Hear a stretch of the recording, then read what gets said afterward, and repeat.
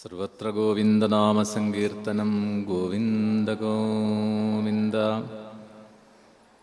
ഹരേ രാമ രാമ രാമ ഹരേ ഹരേ, ഹരേ കൃഷ്ണ കൃഷ്ണ കൃഷ്ണ ഹരേ ഹരേ, ഹരേ രാമ രാമ രാമ ഹരേ ഹരേ, ഹരേ കൃഷ്ണ കൃഷ്ണ കൃഷ്ണ ഹരേ ഹരേ, ഹരേ രാമ രാമ രാമ ഹരേ ഹരേ, ഹരേ കൃഷ്ണ കൃഷ്ണ കൃഷ്ണ ഹരേ ഹരേ. സദാശിവസമാരംഭാം ശങ്കരാചാര്യമധ്യമാം അസ്മദാചാര്യപര്യന്താം വന്ദേ ഗുരുപരമ്പരാം. ഏകദന്തം മഹാകായം തപ്തകാഞ്ചനസന്നിഭം ലംബോദരം വിശാലാക്ഷം വന്ദേഹം ഗണനായകം. നാരായണം നമസ്കൃത്യ നരം ചൈവ നരോത്തമം ദേവീം സരസ്വതിം വ്യാസം തതോ ജയമുദീരയേ. കസ്തൂരീതിലകം ലലാടപടലേ വക്ഷസ്ഥലേ കൗസ്തുഭം, നാസാഗ്രേ വരമൗക്തികം കരതലേ വേണുക്കരേ കങ്കണം, സർവാംഗേ ഹരിചന്ദനം സുലളിതം കണ്ഠേ ച മുക്താവലി. ഗോപസ്ത്രീപരിവേഷ്ടിതോ വിജയതേ ഗോപാലചൂഡാമണി. സർവചൈതന്യരൂപാം താമാദ്യാം വിദ്യാം ച ധീമഹി ബുദ്ധിം യാന പ്രചോദയാത്. സജ്ജനങ്ങൾക്ക് നമസ്കാരം. ശ്രീമദ് ഭാഗവത തത്വസമീക്ഷ സത്രത്തിലെ ഈ വർഷത്തെ ഭാഗവത കഥകളിൽ ശ്രീമദ് ഭാഗവതത്തിൻ്റെ ഏറ്റവും ഒടുവിലായി പറഞ്ഞിട്ടുള്ള മാർക്കണ്ഡേയ ചരിത്രം, അതാണ് നമുക്കിനി അനുസ്മരിക്കാനുള്ളത്. പുഷ്പഭദ്ര നദിയുടെ തീരത്ത് തപസ്സനുഷ്ഠിക്കുന്നതായ മൃഗണ്ടു തനയനായിട്ടുള്ള മാർക്കണ്ഡേയ മഹർഷി എത്രയോ കാലങ്ങളായി തൻ്റെ ഇന്ദ്രിയങ്ങളെയൊക്കെ നിയന്ത്രിച്ചുകൊണ്ട് തപസ് തുടരുന്ന അദ്ദേഹത്തിൻ്റെ തപസ്സിന് ഭംഗം വരുത്താൻ വേണ്ടിയിട്ട് ദേവേന്ദ്രൻ അപ്സരസ്സുകളെയൊക്കെ അയച്ചു എന്നും, എന്നാൽ ആ അപ്സരസ്സുകളുടെ നൃത്തമോ ഗന്ധർവന്മാരുടെ സംഗീതമോ ഒന്നും തന്നെ അദ്ദേഹത്തിൻ്റെ മനസ്സ് അല്പം പോലും ഒന്ന് ചലിപ്പിച്ചിട്ടില്ല. അവരെല്ലാം പരാജയപ്പെട്ട് മടങ്ങുകയാണ് ഉണ്ടായത്. ഇപ്രകാരം ദേവമായയെ ജയിച്ച് ഇന്ദ്രിയങ്ങളെ അടക്കിക്കൊണ്ട് മനസ്സിനെ നിയന്ത്രിച്ചുകൊണ്ട് തപസ് തുടരുന്ന ആ മാർക്കണ്ഡേയ മഹർഷിയെ അനുഗ്രഹിക്കാൻ വേണ്ടി അദ്ദേഹത്തിന് ഭഗവാൻ നരനാരായണന്മാരായിക്കൊണ്ടുള്ള ഭാരതത്തിൻ്റെ ദേവതാസങ്കല്പങ്ങൾ എന്ന് ശ്രീമദ് ഭാഗവതത്തിൽ തന്നെ നമുക്ക് ആദ്യം പറഞ്ഞു തന്നു. ആ നരനാരായണ ഋഷീശ്വരന്മാർ ദർശനം കൊടുക്കുന്നതായ ആ സന്ദർഭമാണ് നമുക്ക് ആദ്യ അധ്യായത്തിൽ കാണാൻ കഴിയുക. തസ്സൈവം യുഞ്ജതശ്ചിത്തം തപസ്വാധ്യായ സംയമൈ അനുഗ്രഹായ ആവിരാസീൻ നരനാരായണോ ഹരി. തൗ ശുക്ലകൃഷ്ണൗ നവകഞ്ചലോചനൗ ചതുർഭുജൗ രൗരവവൽക്കലാംബരൗ പവിത്രപാണി ഉപവീതകം ത്രിപുൽ കമണ്ഡലും ദണ്ഡമൃജം ച വൈണവം പത്മാക്ഷമാലാമുദ ജന്തുമാർച്ചനം വേദം ച സാക്ഷാത് തപ ഏവ രൂപിണൗ തപിത്തടിൽ വർണ്ണപിശങ്കരോജിഷ പ്രാംശൂദധാനൗ വിബുധർഷഭാർച്ചിതൗ. ആ നരനാരായണ ഋഷീശ്വരന്മാരുടെ ഒരു രൂപവർണ്ണന ഇവിടെ ചെയ്തു തന്നു. കൃഷ്ണാജിനം ധരിച്ചുകൊണ്ട്, അതിൽ നരഋഷി കൃഷ്ണാജിനവും നാരായണ ഋഷി മരവുരിയും ധരിച്ചിരിക്കുന്നു എന്നും, പൂണുനൂലും ജലപാത്രവും ദണ്ഡുമൊക്കെ ധരിച്ച് താമരക്കുരു കൊണ്ടുള്ള ജപമാല ധരിച്ചുകൊണ്ട് തപസ് ചെയ്യുമ്പോൾ പ്രാണികളെ അകറ്റി നിർത്താൻ വേണ്ടിയിട്ട് ഉള്ള വസ്ത്രം കയ്യിൽ ധരിച്ചിട്ടുണ്ട്, ദർഭമുഷ്ടിയെ ധരിച്ചിട്ടുണ്ട്. അങ്ങനെ തനിക്ക് ദർശനം തന്നതായ നാരായണ ഋഷീശ്വരന്മാരെ മാർക്കണ്ഡേയ മഹർഷി നമസ്കരിച്ചു. എന്നിട്ട് ദർഭാസനത്തിലിരുത്തിയിട്ട് പാദം കഴുകിച്ച് ആ പാദപൂജ ചെയ്തു. അതിനുശേഷമാണ് ഭഗവാന്മാരെ സ്തുതിക്കുന്നത്.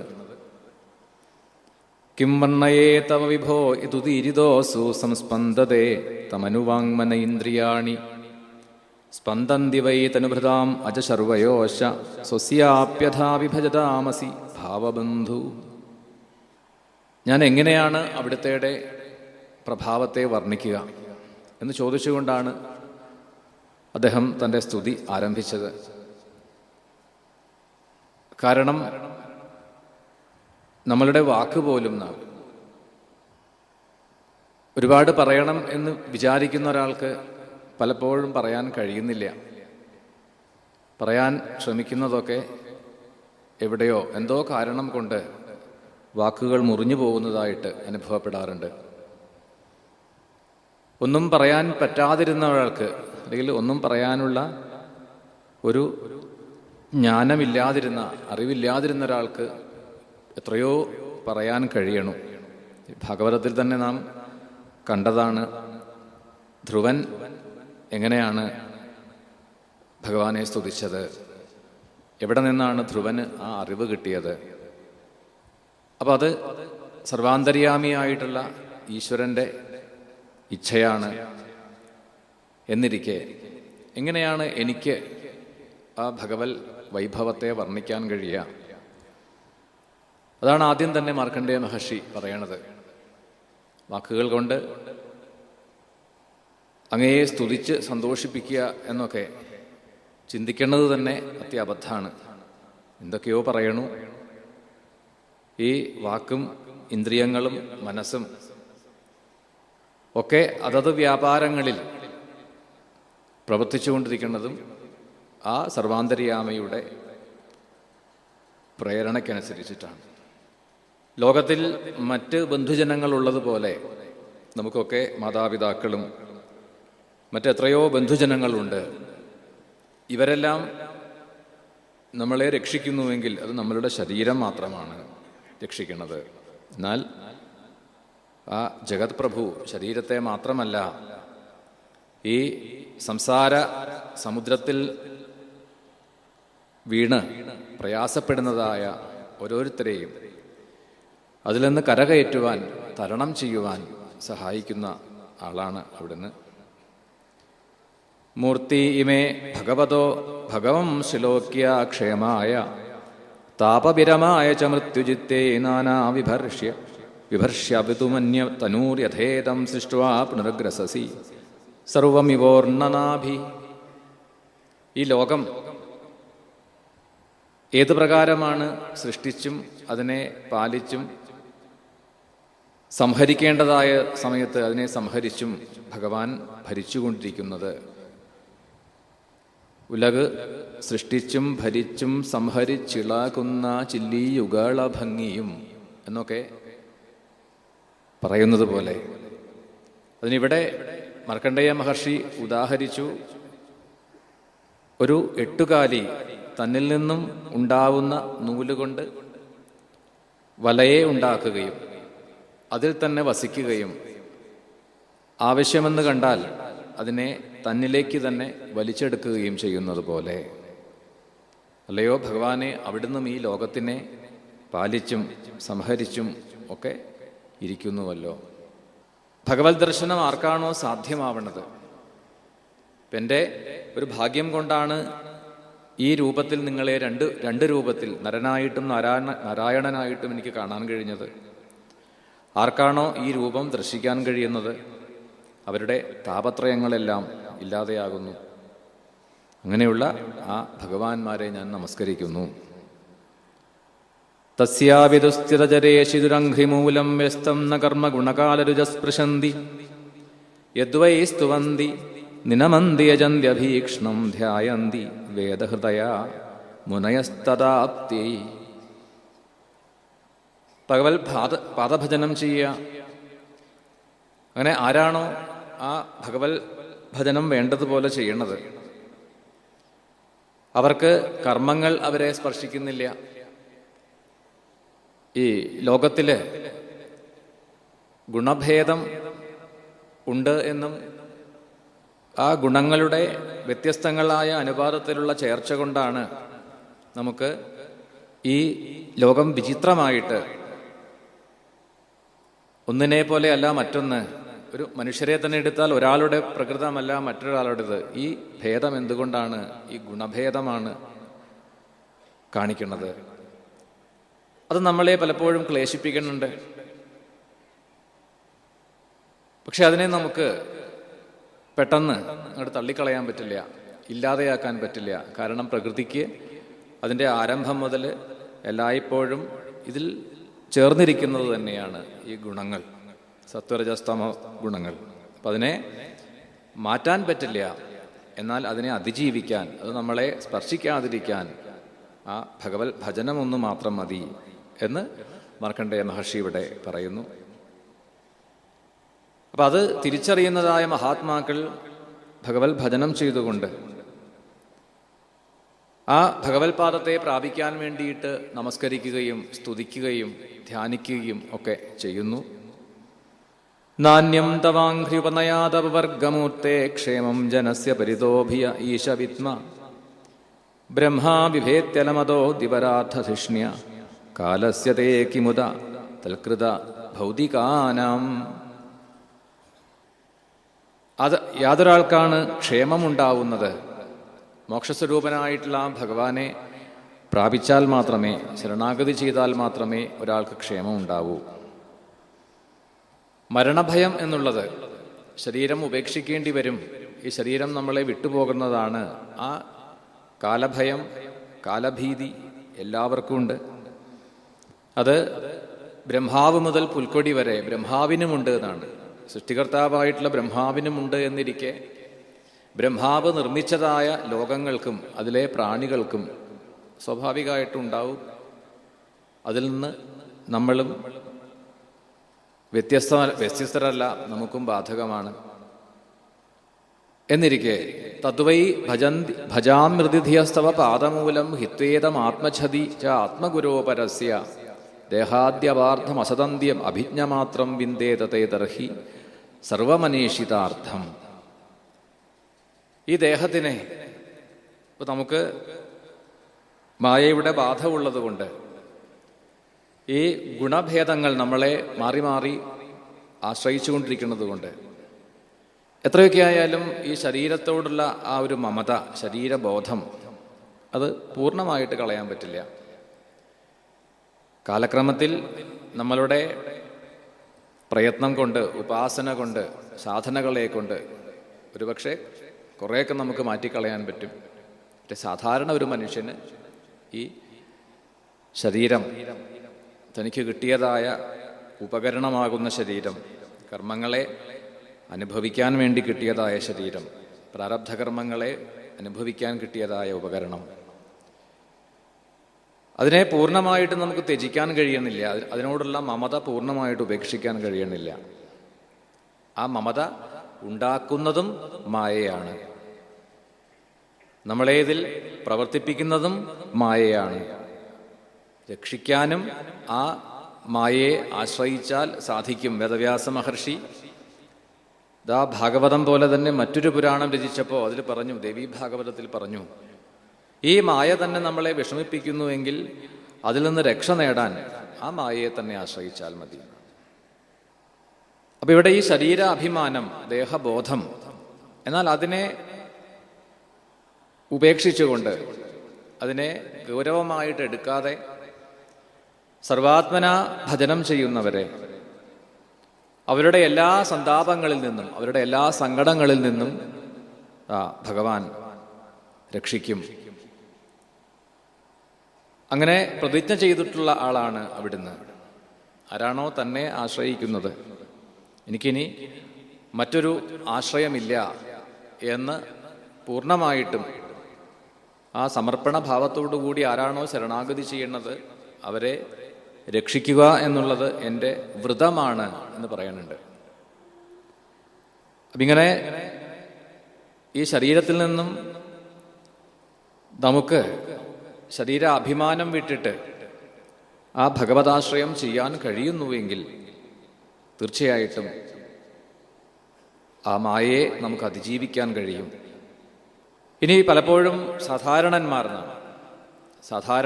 ഗൃഹസ്ഥാശ്രമികളായിട്ടുള്ളവർ ലോകത്തിൽ തൻ്റെ ആഗ്രഹം സാധിക്കാൻ വേണ്ടിയിട്ട്, ആഗ്രഹപൂർത്തീകരണത്തിന് വേണ്ടിയിട്ടും മറ്റ് പലതിനായിക്കൊണ്ടും എത്രയോ തരത്തിലുള്ള പ്രാർത്ഥനകൾ ചെയ്യുന്നു, ഏതെല്ലാം ദേവതാ ഉപാസനകൾ ചെയ്യണു. അപ്പം അതിനൊന്നും വേണ്ടി അന്യദേവതാ ഭജനം പോലും ആവശ്യമില്ല എന്നാണ് മാർക്കണ്ഡേയ മഹർഷി നമുക്ക് കാണിച്ചു തരുന്നത്. എല്ലാം പ്രദാനം ചെയ്യാൻ കഴിവുള്ള ആളാണ് എന്നിരിക്കെ പിന്നെ എന്തിനാണ് ഈ അന്യദേവതാ ഭജനം? അതുപോലും ആവശ്യമില്ല എന്നാണ്. ഇനി ഈ വിഷ്ണു ഉപാസനയുടെ ഒരു പ്രാധാന്യം കാണിക്കുകയാണ്. സത്വം രജസ്തമ ഇതീശ തവ ആത്മബന്ധോ മായാമയ ശിഥിലയോദയ ഹേതവോസ്യ ലീലാധൃതായതപി സത്വമയീ പ്രശാന്തി നാന്യേന്ദ്രണാം വ്യസനമോഹഭിയാഭ്യാം. ഇപ്പൊ സത്വഗുണപ്രധാനമായിട്ടുള്ളൊരു ഉപാസനയാണ് വിഷ്ണു ഉപാസന എന്നുള്ളത്. ശ്രീമദ് ഭാഗവതം ദശമസ്കന്ധത്തില് അതിൻ്റെ ഒടുവിൽ അത് കാണിച്ചു തരികയും ചെയ്തു. ആരാണ് ഈ ത്രിമൂർത്തികളിൽ സത്വഗുണം അധികരിച്ചിരിക്കുന്നത് എന്ന ഒരു ചോദ്യത്തിന് മറുപടിയായിട്ട് അത് ഭഗവാൻ മഹാവിഷ്ണു തന്നെയാണ് എന്ന് സമർത്ഥിക്കുന്നുണ്ട്. അപ്പൊ സത്വഗുണപ്രധാനമായിട്ടുള്ള മൂർത്തി ഉപാസനയാണ് നമുക്ക് സ്വീകാര്യമായിട്ടുള്ളത്. മറ്റ് രജോ ഗുണത്തിൻ്റെയോ തമോ ഗുണത്തിൻ്റെയോ ആധിക്യമുള്ള ഉപാസനകൾ, അത്തരത്തിലുള്ള ആ ആരാധനകൾ നമുക്ക് വ്യസനമുണ്ടാക്കും, മോഹമുണ്ടാക്കും, ഭയമുണ്ടാക്കും. ഒരുപക്ഷെ അത് വിപരീത ഫലത്തെ പ്രദാനം ചെയ്തു എന്ന് വരാം. പക്ഷെ നമുക്കറിയാം, ലോകത്തില് അധികവും ഈ രജോ ഗുണത്തിൻ്റെയും തമോ ഗുണത്തിൻ്റെയും ആധിക്യം ഉള്ളവരാണ്. അതുകൊണ്ടാണ് സത്വ ഉപാസനയിൽ, സത്വഗുണപ്രധാനമായിട്ടുള്ള ഉപാസനയിലേക്ക് തിരിയാൻ കുറച്ച് പ്രയാസമാണ്. ഇപ്പൊ പ്രഭാതത്തിൽ ഉണർന്ന് ചെയ്യേണ്ടതായ ഉപാസന ചെയ്യാൻ പറഞ്ഞാൽ അത് വിരലിലെണ്ണാവുന്നവർക്കേ കഴിയുന്നുള്ളൂ. അതേസമയത്ത് രാത്രിയിലാണ് എങ്കിൽ പറ്റണു. കാരണം തമോ ഗുണം വർദ്ധിക്കുന്ന സമയമാണ്. പക്ഷേ ഈ തമോ ഗുണത്തിൻ്റെ ആധിക്യം കൊണ്ട് അങ്ങനെയുള്ളവർക്ക് രാത്രിയിൽ എന്തെങ്കിലുമൊക്കെ ഇപ്പോൾ ഉപാസനയാണെങ്കിൽ കൂടി ചെയ്യാൻ പറഞ്ഞാൽ അത് കഴിയണം. അല്ലെങ്കിൽ അതിലേക്ക് താല്പര്യം കൂടുന്നു. നമ്മളിലെ ഈ രാജസമോ താമസമോ ആയ ഭാവം അധികരിച്ചിരിക്കണു എന്നുള്ളതിൻ്റെ ഒരു സൂചന കാണിച്ചു തരികയാണ്. പക്ഷേ അത് സത്വഗുണപ്രധാനമായിട്ടുള്ള ഉപാസനയിലേക്ക് കൊണ്ടുവരണം. അതാണ് ശ്രേഷ്ഠമായത്, അതാണ് ശുഭമായിട്ടുള്ളത് എന്ന് അദ്ദേഹം ഇവിടെ സമർത്ഥിച്ചു തന്നു നമുക്ക്. തസ്മാത്തവേഹ ഭഗവന്നഥ താപകാനാം ശുക്ലാം തനും സുദയിതാം കുശലാ ഭജന്തി യൽ സാത്വതാ പുരുഷം രൂപമുശന്തി സത്വം ലോകോ യതോ ഭയമുദാത്മസുഖം ന ചാന്യൽ. ഇനി ഈ സത്വഗുണം നമ്മളിൽ വർദ്ധിക്കുമ്പോൾ അവർക്ക് വിചാരശീലം ഉണ്ടാവുന്നു എന്നാണ്. മനനം ചെയ്യാൻ കഴിയുന്നത്, ഈ വിചാരശീലം നമ്മളിൽ ഉറയ്ക്കുന്നത് സത്വഗുണം വർദ്ധിക്കുമ്പോഴാണ്. അങ്ങനെ ആ സത്വഗുണത്തിൻ്റെ വർധനവ് കൊണ്ട് സത്വഗുണപ്രധാനമായിട്ടുള്ള മൂർത്തിയെ ഉപാസിച്ച് പരമപ്രേമഭാവത്തോടുകൂടി ഭജനം ചെയ്തുകൊണ്ട് ഇരിക്കുന്നു അങ്ങനെയുള്ളവർ. അപ്പൊ ആ ഗുണത്തെ വർദ്ധിപ്പിക്കുവാൻ വേണ്ടതായ കാര്യങ്ങളെ ചെയ്തും അതിന് സഹായകമായിട്ടുള്ള മാർഗങ്ങളെ ആശ്രയിച്ചുകൊണ്ടും വേണം എന്ന് അത് നമുക്ക് കാട്ടിത്തരുകയാണ്. പക്ഷേ അങ്ങനെയുള്ള സാഹചര്യം നമുക്ക് ലോകത്തിൽ കിട്ടുക പ്രയാസമാണ്. ലോകം ഈ രാജസികവും താമസികവുമായിട്ടുള്ള ആ ശക്തിയുടെ സ്വാധീനത്തിൽ എവിടെ നോക്കിയാലും ഈ രജസ്തമോ ഗുണങ്ങളുടെ ആധിക്യം നിറഞ്ഞു നിൽക്കുന്നതായിട്ട് കാണാൻ പറ്റും. അതിനിടയിൽ ഈ സത്വഗുണപ്രധാനന്മാർക്ക് ഒന്നും ചെയ്യാൻ കഴിയണില്ല എന്നാണ്. എവിടെ നോക്കിയാലും രാജസന്മാരും താമസന്മാരുടെയും ഒരു എന്താ പറയുക, വിഹാരമാണ് കാണാൻ കഴിയുക. അപ്പം അതുകൊണ്ട് തന്നെ ഇതിനെ വളർത്തിയെടുക്കുക എന്നുള്ളത് ശ്രമകരമായൊരു സംഗതിയാണ്, ഒരു കാര്യമാണ് എന്ന് പറഞ്ഞുകൊണ്ട് തസ്മൈ നമോ ഭഗവതേ പുരുഷായ ഭൂമനെ വിശ്വായ വിശ്വഗുരവേ പരദേവതായി നാരായണായ ഋഷയേ ച നരോത്തമായ ഹംസായ സംയതഗിരേ നിഗമേശ്വരായ. തൻ്റെ സ്തുതിയെ അവിടെ ഉപസംഹരിക്കാൻ തുടങ്ങുകയാണ് മാർക്കണ്ഡേയ മഹർഷി. പരിപൂർണനായിട്ടുള്ള സർവവ്യാപിയും പരമഗുരുവുമാണ്, എല്ലാ ഗുരുക്കന്മാർക്കും ഗുരുവാണ് അവിടുന്ന്. തപോവൃത്തിയെ ചെയ്തുകൊണ്ട് എന്നാണ് ഇവിടെ ഋഷിതുല്യന്മാരായിട്ടാണ് ഈ നരനാരായണന്മാർ മാർക്കണ്ഡേയ മഹർഷിക്ക് ദർശനം കൊടുത്തത്. അപ്പൊ എന്താണ് ആ തപോവൃത്തി? ഇന്ദ്രിയങ്ങളെ അടക്കിക്കൊണ്ട്, ഇന്ദ്രിയ വൃത്തികളെ അടക്കിക്കൊണ്ട്, എങ്ങനെയാണ് അതിനെ അടക്കിക്കൊണ്ട് സംയമനം പാലിക്കേണ്ടത് എന്ന് ലോകത്തിന് മുഴുവൻ കാണിച്ചു തന്നുകൊണ്ട്, അതുകൊണ്ടാണ് അവരെ ഭാരതത്തിൻ്റെ ദേവതകളായി, ഭാരതഭൂമിയിൽ ഏതാണ് മറ്റ് പഞ്ചമസ്കന്ധത്തിൽ നമുക്ക് ഭാഗവതം കാണിച്ചു തന്നു. ഓരോ വർഷങ്ങളിലും കിംപുരുഷ വർഷം, ഉത്തര കുരുവർഷം, അങ്ങനെ തുടങ്ങി ഓരോ വർഷത്തിലും ദേവതകളെ കുറിച്ച് പറഞ്ഞപ്പോൾ ഭാരതത്തിൻ്റെ ദേവതകളായി ഈ നരനാരായണന്മാരെ വർണ്ണിച്ചു തന്നു. അപ്പോൾ ഇവർ ലോകത്തിന് തന്നെ മാതൃകയാണ്. ലോകത്തിന് മുഴുവനും ആധ്യാത്മിക സന്ദേശം കൊടുക്കുന്ന അതിൻ്റെ ഒരു തറവാട് എന്ന് നമുക്ക് പറയാം നമ്മളുടെ ഭാരതഭൂമിയെ. ഇവിടെ നിന്നുമാണ് ലോകമെമ്പാടും ഈ എങ്ങനെയാണ് തപസ് ചെയ്യേണ്ടതാണ്, എങ്ങനെയാണ് ഇന്ദ്രിയ നിഗ്രഹം സാധ്യമാവുക. ഇവിടെയുള്ള ഓരോ ഗുരുപരമ്പരകളും അത് ലോകത്തിന് മുഴുവനാണ്, നമുക്ക് മാത്രമല്ല ലോകത്തിന് മുഴുവൻ സന്ദേശം നൽകുന്നതാണ്. അതുകൊണ്ടാണ് ഈ മൂർത്തികളെ നമ്മളുടെ ദേവതകളായിട്ട് പറഞ്ഞു വച്ചിട്ടുള്ളത്. അങ്ങനെ ഇരിക്കുന്ന നരനാരായണന്മാരെ നമസ്കരിക്കുന്നു.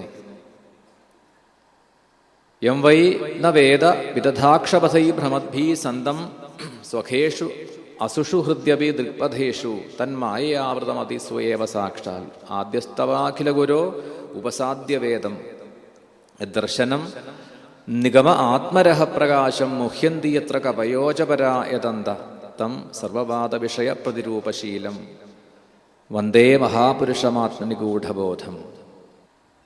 നമ്മൾ സാധാരണ ജനങ്ങൾ അവരുടെ ഇന്ദ്രിയങ്ങളെ ഉപയോഗിക്കുന്നത് ലോകവിഷയങ്ങളെ അനുഭവിക്കാൻ വേണ്ടിയിട്ടാണ്. എന്നാൽ ആ ലോകവിഷയങ്ങൾ തുച്ഛങ്ങളാണ്. അതിനുവേണ്ടി മാത്രമല്ല നമുക്കൊരു ശരീരം, മനുഷ്യദേഹം തന്നിട്ടുള്ളത്. എന്നിരുന്നാലും ഇതൊക്കെ എത്ര തന്നെ നമുക്ക് കേട്ടാലും, എത്ര തന്നെ സന്ദേശമായിട്ട് ഉപദേശമായിട്ട് പറഞ്ഞാലും വീണ്ടും വീണ്ടും ഈ ഇന്ദ്രിയങ്ങൾ തുച്ഛങ്ങളായിട്ടുള്ള വിഷയങ്ങളെ തേടുന്നു. പക്ഷേ അങ്ങനെ പ്രവർത്തിക്കുന്നതായ സാധാരണ ലോകവിഷയങ്ങൾക്ക് വേണ്ടിയിട്ട് തൻ്റെ ഇന്ദ്രിയങ്ങളെ പ്രവർത്തിപ്പിക്കുകയും അതിനുവേണ്ടി തൻ്റെ ബുദ്ധിയെ ഉപയോഗിക്കുകയും ചെയ്യുന്ന ഒരാള് ഏതൊരു ശക്തിയാണ് തൻ്റെ ഈ ഇന്ദ്രിയങ്ങളെ, ഈ പ്രാണനെ ചലിപ്പിക്കുന്നത്, ഈ ശരീരത്തെ ഇങ്ങനെ നിലനിർത്തുന്നത്, അങ്ങനെ ഇരിക്കുന്ന അന്തര്യാമിയായിട്ടുള്ള ആ ഈശ്വരനെ അറിയുന്നില്ല. ഇത് അറിയാൻ കഴിയാത്തത് ഭാഗവതത്തിൻ്റെ ആദ്യം തന്നെ, ശരിക്കും പറഞ്ഞാൽ ഒന്നാമത്തെ സ്കന്ധത്തിൽ നമ്മൾ വേദവ്യാസ മഹർഷിയും ശ്രീനാരദനും തമ്മിലുള്ള സംവാദം കഴിഞ്ഞ് ഭാഗവതത്തിലേക്ക് പ്രവേശം എന്ന് വേണമെങ്കിൽ പറയാം. അവിടെ നാം കേൾക്കുന്ന ആ കുന്തിദേവിയുടെ സ്തുതിയിൽ പറയുന്നുണ്ട്, മായയാകുന്ന യവനിക ഞങ്ങളുടെ മുൻപിൽ പ്രവർത്തിക്കുന്നത് കൊണ്ട് അല്ലയോ ഭഗവാനെ ഞങ്ങൾക്ക് അറിയാൻ കഴിയണമല്ലോ. എന്താണ് അവിടുത്തെയുടെ മഹത്വം, അവിടുത്തെയുടെ പ്രഭാവം എന്ന് ഞങ്ങൾക്ക് അറിയാൻ കഴിയുന്നില്ല. അതിന് കാരണം ഈ മായയാകുന്ന യവനിക ഞങ്ങളുടെ മുൻപിൽ ഇരിക്കണത് കൊണ്ടാണ്, ആ മൂടുപടം ഞങ്ങളുടെ മുൻപിൽ പ്രവർത്തിക്കുന്നത് കൊണ്ടാണ്. അതേപോലെ നമ്മളിൽ ഈ മായ പ്രവർത്തിക്കുന്നത് കൊണ്ടാണ് ബുദ്ധിക്ക് ഭ്രമമുണ്ടാവണത്. അതുകൊണ്ട് തന്നെ നമുക്ക് സർവാന്തര്യാമിയായിട്ടുള്ള ആ ചൈതന്യ വസ്തുവിനെ അറിയാൻ കഴിയണില്ല, അതിൻ്റെ പ്രഭാവം എന്തെന്നും അറിയാൻ കഴിയണില്ല. വെറുതെ ഈ ഇന്ദ്രിയങ്ങളെ ലോകവിഷയങ്ങൾക്ക് വേണ്ടി മാത്രം പ്രവർത്തിപ്പിച്ചുകൊണ്ട് കാലം കഴിയുന്നു എന്നെല്ലാം പറഞ്ഞുകൊണ്ട് എനിക്ക് എൻ്റെ ഒരു ഭാഗ്യം കൊണ്ടാണ് ഭവാന്മാരെ കാണാൻ കഴിഞ്ഞത്. നേത്രഗോചരമായിട്ട് തൻ്റെ മുൻപിൽ തന്നെ തനിക്ക് കാണാൻ കഴിഞ്ഞു. അങ്ങനെ വീണ്ടും നമസ്കരിക്കുന്നു. മാർക്കണ്ഡേയ മഹർഷിയുടെ സ്തുതിയെല്ലാം ഏറ്റുവാങ്ങിക്കൊണ്ട് അവിടെ ചോദിക്കുകയാണ്, ഇപ്പം എന്താണ് വരം വേണ്ടത്? അങ്ങയുടെ ആഗ്രഹം എന്താണെങ്കിലും അത് പറഞ്ഞോളൂ, സാധിപ്പിച്ചു തരാം. അപ്പം എന്താ അദ്ദേഹം, എനിക്കൊന്നും അദ്ദേഹത്തിനെ പോലുള്ള താപസന്മാർക്ക് ഒന്നും ആഗ്രഹമില്ല, പ്രത്യേകിച്ച് ഒന്നും നേടാൻ വേണ്ടിയിട്ടല്ല തപസ് ചെയ്യണത്. ഒന്നും പ്രത്യേകിച്ച് ചോദിക്കണമെന്നില്ല, ആഗ്രഹമില്ല. എന്നിരുന്നാലും ചെറിയൊരാഗ്രഹം. എന്താണ് ഈ മായാവൈഭവം? ലോകം മുഴുവനും മായയിൽ കുടുങ്ങുന്നു, അതിൽ ക്ലേശിക്കുന്നു എന്ന് പറയുമ്പോഴും ഇതുവരെ മാർക്കണ്ഡേയ മഹർഷിക്ക് ആ ഭഗവത് അനുഗ്രഹം കൊണ്ട് അത് ബാധിച്ചിട്ടില്ല എന്നാണ്. അപ്പൊ എന്താണ് അതിൻ്റെ ഒരു ക്ലേശം, അതിൻ്റെ തീവ്രത എന്താണ്, അതൊന്നറിയണം എന്നാണ് ഇവിടെ പ്രാർത്ഥിക്കുന്നത്. അപ്പൊ ആ മാർക്കണ്ഡേയ മഹർഷിയുടെ ആഗ്രഹം അനുസരിച്ചിട്ടാണ്, അങ്ങനെയാവും, അങ്ങയ്ക്ക് മായാനുഭവം ഉണ്ടാവും എന്ന് പറഞ്ഞുകൊണ്ട് അനുഗ്രഹിച്ചുകൊണ്ടാണ് അവിടുന്ന് ഭഗവാൻ അന്തർധാനം ചെയ്തത്. അത് പ്രതീക്ഷിച്ചുകൊണ്ടാണ് പിന്നീട് ഭഗവന്മായെ അറിയാൻ വേണ്ടി, അനുഭവിക്കാൻ വേണ്ടിയിട്ട് കാത്തിരിക്കുകയാണ്.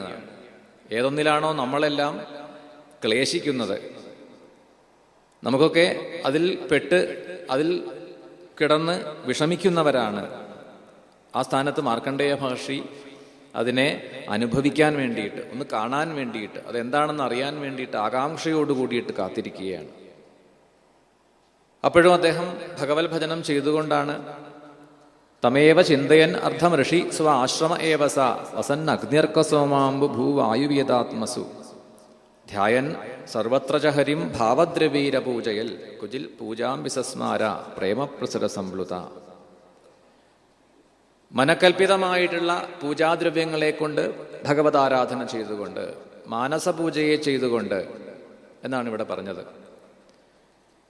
പൂജയിൽ വച്ച് ഏറ്റവും ശ്രേഷ്ഠമായത്, പൂജയെ രണ്ടായിട്ട് പറയണു പുരാണങ്ങളിൽ, ബാഹ്യമെന്നും മാനസിക പൂജയെന്നും. അതിൽ ബാഹ്യപൂജ സാധാരണന്മാർക്ക് വേണ്ടിയിട്ടാണ്. അവിടെ ദ്രവ്യങ്ങൾ വേണം, മറ്റ് പല ശുദ്ധിയും വേണം, സ്ഥലശുദ്ധി വേണം, കാലം ശുദ്ധമായിരിക്കണം. ദേവീ ഭാഗവതത്തിൽ ഒരിടത്ത് പറയുന്നുണ്ട്, ഒരിടത്തല്ല പലയിടത്തായിട്ട് പറയുന്നുണ്ട്, വേദവ്യാസ മഹർഷി ജനമേജയ മഹാരാജാവിന് ഉപദേശം കൊടുക്കുമ്പോൾ എത്ര ശ്രദ്ധിച്ചാലും അത് കടന്നു വരും. ഭാഗവതം പറയാൻ വന്നാലും എന്താ കാരണം എന്ന് വെച്ചാൽ അതാണിപ്പോൾ വായിച്ചുകൊണ്ടിരിക്കുന്നത്, ക്ഷമിക്കണം അങ്ങനെ പറയുമ്പോൾ. അപ്പോൾ ഇടയ്ക്കിടയ്ക്ക് അത് ആ ശ്ലോകങ്ങൾ അല്ലെങ്കിൽ അത് ഓർമ്മ വരും. അധികം കഴിക്കണതാണല്ലോ പെട്ടെന്ന് പുറത്തേക്ക് വരിക. അപ്പോൾ അതിലൊരിടത്ത് പറയുകയാണ്, ഈ കർമ്മങ്ങൾ ചെയ്യുമ്പോൾ ഏത് കാര്യമാണെങ്കിലും അതിന് അനവധി കാര്യങ്ങളെ ശ്രദ്ധിക്കേണ്ടതുണ്ട് എന്നാണ്. ദ്രവ്യശുദ്ധി വേണം.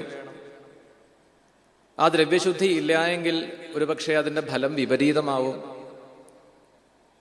ഇനി മറ്റ് പല സാധനങ്ങൾ, നമുക്ക് ദ്രവ്യങ്ങൾ ശുദ്ധമായിരിക്കണം, കാലം അനുകൂലമായിരിക്കണം, അനുകൂലമായിട്ടുള്ള കാലത്തിൽ വേണം.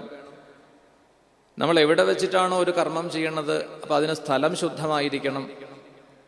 പിന്നെ മന്ത്രശുദ്ധി, ക്രിയാശുദ്ധി, ഇതൊക്കെ ബാഹ്യപൂജയിൽ ബാധകമാണ്. ഇതൊക്കെ ഒരുപക്ഷെ പ്രയത്നം കൊണ്ട് നമുക്ക് സാധിച്ചു എന്ന് വരാം. നമ്മൾ വളരെയധികം ശ്രദ്ധയോടുകൂടി കഠിന പരിശ്രമം ചെയ്ത് ഇതെല്ലാം നേടിയാലും ഏറ്റവും ഒടുവിൽ വേദവ്യാസ മഹർഷി പറയുകയാണ്, ഒരു പ്രധാനപ്പെട്ടൊരു ഘടകമുണ്ട്, മനഃശുദ്ധി. അതോടുകൂടി ചെയ്താൽ മാത്രമേ ഇതൊക്കെ പ്രയോജനപ്പെടൂ. അത് കിട്ടാൻ പ്രയാസവുമാണ്. അപ്പോൾ ബാഹ്യപൂജയ്ക്ക് ഒരുപാട് പോരായ്മകളുണ്ട്. അതെത്ര തന്നെ ശ്രദ്ധിച്ചാലും അത് വേണ്ടതുപോലെ ആവില്ല, പ്രയാസമാണ്. എന്നാൽ ഏറ്റവും ഉത്തമമായിട്ട് പറയപ്പെടുന്ന ഒന്നാണ് മാനസപൂജ. അവിടെ എല്ലാം സങ്കല്പമാണ്. അത് ശ്രേഷ്ഠമാണ് മാനസപൂജ. അതുകൊണ്ട് തന്നെ ഇവിടെ മാനസപൂജയെ ചെയ്തുകൊണ്ടാണ് മാർക്കണ്ഡേയ മഹർഷി തൻ്റെ തപസ് തുടരണത്.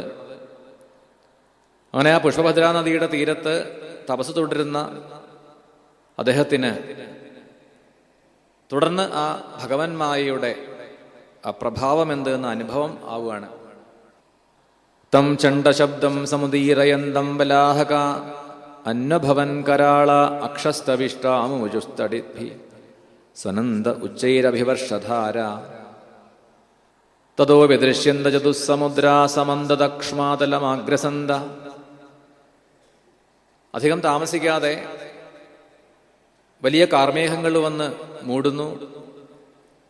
മഴ പെയ്യാൻ ആരംഭിക്കുന്നു. ഇടിമിന്നലും മഴയും, അതിശക്തമായിട്ടുള്ള മഴ, തോരാതെയുള്ള മഴയിൽ എല്ലാ പ്രദേശത്തും ജലം വന്ന് നിറയുന്നു. നദി നിറഞ്ഞൊഴുകണു. താനിരിക്കുന്ന ആശ്രമത്തിന്റെ ചുറ്റുപാടുകളും മുഴുവനും ഈ പ്രളയജലം കൊണ്ട് നിറഞ്ഞു കഴിഞ്ഞു. താനിരിക്കുന്ന ആശ്രമവും അതിൽ വന്ന് മൂടി. തുടർന്ന് എവിടെയും തനിക്കൊരു സ്ഥാനം, എവിടെയെങ്കിലും ഒന്ന് ഇരിക്കുവാൻ, പിടിച്ചു നിൽക്കുവാൻ ഒരു സ്ഥാനം, ഒരു സ്ഥലം കിട്ടാതെ ഈ ജലത്തിൽ, പ്രളയജലത്തിൽ നീന്തിയും തളർന്നും വളരെയധികം അദ്ദേഹം ക്ലേശിച്ചു എന്നാണ്. കുജിൽ ഗതോ മഹാവർത്തേ തരളൈ സ്ഥാടിത കുജിൽ യാദോഭിർഭക്ഷ്യതേ ക്വാവി സ്വയം അന്യോന്യഖാദിഭി. കുജിൽ ശോകം, കുജിൻ മോഹം, കുജിൽ ദുഃഖം, സുഖം, ഭയം, കുജിൻ മൃത്യുമവാപ്നോതി വ്യാധ്യാദിഭിരുദാർദിത. അതാണ് മായ എന്ന് പറയുന്നത് എന്നാണ്. കുജിൽ ശോകം, കുജിൽ മോഹം, കുജിൽ ദുഃഖം, കുജിൽ സുഖം, രണ്ടും ഉണ്ട് എന്നാണ്. ഇപ്പൊ പ്രളയജലത്തിൽ എവിടെയാ സുഖം ഉണ്ടാവുക? വെള്ളത്തിൽ വീണാൽ സുഖം എന്ന് പറയുന്നതിനോട് എങ്ങനെയാ യോജിക്കാൻ പറ്റുക? ദുഃഖമുണ്ട്, സംശയമൊന്നുമില്ല. ചുറ്റും വെള്ളമാണ്. കുറച്ച് കഴിയുമ്പോൾ നീന്തിക്കൊണ്ടിരിക്കുമ്പോൾ കൈ കഴയ്ക്കും, കാല് കഴയ്ക്കും, ശരീരം തളരും. അപ്പോൾ നദിയുടെ അല്ലെങ്കിൽ ഈ ജലത്തിൻ്റെ അടിത്തട്ടിലേക്ക് പോവും. അപ്പോൾ അവിടെ എവിടെ സുഖത്തിനുള്ള ഒരു സാധ്യത ഉണ്ട് എന്നാണ് മാർക്കണ്ഡേയ മഹർഷി പറയുക. കുറേ ദുഃഖം അനുഭവിച്ച് കഴിയുമ്പോൾ കിട്ടുന്ന ഒരു ചെറിയ സുഖമുണ്ട്. അത് അല്പസമയത്തേക്കാണെങ്കിലും ആ സുഖത്തിൻ്റെ ആഴം എത്രയെന്ന് പറഞ്ഞറിയിക്കാൻ പറ്റില്ല. അത് അനുഭവിച്ചറിയണം എന്നാണ്. എങ്ങനെയാണ് സുഖം? വെള്ളത്തിൻ്റെ അടിത്തട്ടിലേക്ക് മുങ്ങി പ്രാണൻ കിട്ടാതെ വിഷമിക്കുകയാണ്. ഒരു ശ്വാസത്തിനായിട്ട് പിടയുന്ന ആ ആള് എങ്ങനെയെങ്കിലും സകല ശക്തിയും സംഭരിച്ചുകൊണ്ട് ഉയരത്തിലേക്ക് വരാൻ ശ്രമിക്കും. അങ്ങനെ വെള്ളത്തിൻ്റെ മുകളിൽ വന്നാൽ അല്പം ഒരു ശ്വാസം കഴിക്കാൻ കിട്ടണ ഒരു ചെറിയൊരു സമയമുണ്ട്. കുറേ സമയം ശ്വാസം കിട്ടാതെ പ്രാണൻ പെടയുകയാണ്, ശരീരം തളരുകയാണ്. അപ്പോൾ സർവശക്തിയും സംഭരിച്ചിട്ടായിരിക്കും ഈ ജലത്തിൽ നിന്നും മുകളിലേക്ക് വരിക. അങ്ങനെ കുതിച്ചങ്ങോട്ട് മുകളിൽ വന്നു കഴിയുമ്പോൾ ഒരു ശ്വാസം എടുക്കണ ആ ഒരു നിമിഷം ഉണ്ട് എന്നാണ്. അത് വലിയ സുഖമാണ് എന്നാണ്. അതാണ് കുജിൽ ദുഃഖം, കുജിൽ സുഖം. പ്രളയജലത്തിൽ അനുഭവിച്ച സുഖം അതാണ്. വലിയ മത്സ്യങ്ങളുടെ, മകരമത്സ്യങ്ങളുടെ ഉള്ളിൽ പെട്ടുന്നു. അവയുടെ ഉള്ളിൽ നിന്നും പുറത്തു വരുന്നു. എത്രയോ കാലം ഈ ക്ലേശമെല്ലാം അനുഭവിച്ചുകൊണ്ട് പ്രളയജലത്തിൽ നീന്തിയും തളർന്നും ആ വെള്ളം തന്നെ കുടിച്ചും അത് തന്നെ ഛർദ്ദിച്ചു കളഞ്ഞും എത്രയോ വിഷമിച്ചു. എവിടെയും തനിക്കൊരാശ്രയസ്ഥാനം കാണുന്നില്ലല്ലോ. അങ്ങനെ കുറേ കഴിഞ്ഞപ്പോഴാണ് ദൂരെയായിട്ട് സകതാജിൽ ഭ്രമം തസ്മിൻ തസ്യാഭിദൃശേ ശിശും ശയാനം പർണപുടകേ ഗ്രസന്തം പ്രഭയാതമ നിഗ്രോധബോധം ദൃശേ ഫലപല്ലവശോഭിതം. ദൂരെയായിട്ട് ഒരു വൃക്ഷം. അടുത്തേക്ക് ചെല്ലുമ്പോൾ മനസ്സിലായി അതൊരു പേരാലിൻ്റെ ഒരു ശിഖരം മാത്രമാണ്. ആ വടവൃക്ഷത്തിൻ്റെ, ആ പേരാൽ വൃക്ഷത്തിൻ്റെ ഒരു ഭാഗത്തുള്ള ഒരു ശാഖ, അതിൻ്റെ ഒരു ഇലയിൽ ശയിക്കുന്നതായ ഒരു നീലബാലനെ, ഒരു ശ്യാമസുന്ദരനെ കണ്ടു എന്നാണ്. ശയാനം പർണപുടകേ ഗ്രസന്തം പ്രഭയാതമ. കരാരവിന്ദേന പദാരവിന്ദം മുഖാരവിന്ദേ വിനിവേശയന്തം വടസ്യ പത്രസ്യ പുടേശയാനം ബാലം മുകുന്ദം ശിരസാ നമാമി, അല്ലെങ്കിൽ മനസാ സ്മരാമി. കരാരവിന്ദേന പദാരവിന്ദം, കരമാകുന്ന അരവിന്ദം കൊണ്ട് തൻ്റെ ചെറിയ പാദമാകുന്ന അരവിന്ദത്തെ മുഖമാകുന്ന അരവിന്ദത്തിൽ ചേർത്തു വയ്ക്കാൻ ശ്രമിക്കുന്ന മുകുന്ദനെ കണ്ടു എന്നാണ്. ചെറിയ താമരയുടെ അത്രയധികവും നല്ല മാർദ്ദവമുള്ള ചെന്താമരയുടെ നിറമുള്ള ആ കൈകൊണ്ട് ചെന്താമര പോലെ മൃദുലവും മാർദ്ദവവും അത്ര മനോഹരവുമായിട്ടുള്ള തൻ്റെ പാദത്തെ എടുത്ത് ആ താമരക്കണ്ണനായിട്ടുള്ള ശ്രീഹരി തൻ്റെ ചുണ്ടുകളിലേക്ക് ചേർത്ത് വയ്ക്കാൻ ശ്രമിക്കുകയാണ്. ആ ബാലമുകുന്ദനെ, ശ്യാമസുന്ദരനെ കണ്ടു. മഹാമരതകശ്യാമം ശ്രീമദ്വദന പങ്കജം കമ്പുഗ്രീവം മഹോരസ്കം സുനാസം സുന്ദരഭ്രുവം ശ്വാസൈജലളകാഭാതം കമ്പുശ്രീകർണദാഡിമം വിദ്രുമാധരഭാസേഷ ക്ഷോണായുധസുധാസ്മിതം പത്മഗർഭാരുണാവാംഗം ഹൃദ്യഹാസാവലോകനം ശ്വാസൈജൽവലി സംവിഘ്ന നിമ്നനാഭിതലോദരം ചാർവാങ്കുലിഭ്യാം പാണിഭ്യാമുന്യചരണാംബുജം മുഖേ നിധായ വിപ്രേന്ദ്രോദ്ധയന്തം വീക്ഷ്യ വിസ്മിത. മരതകവർണ്ണമാണ് ആ കുട്ടിക്ക്.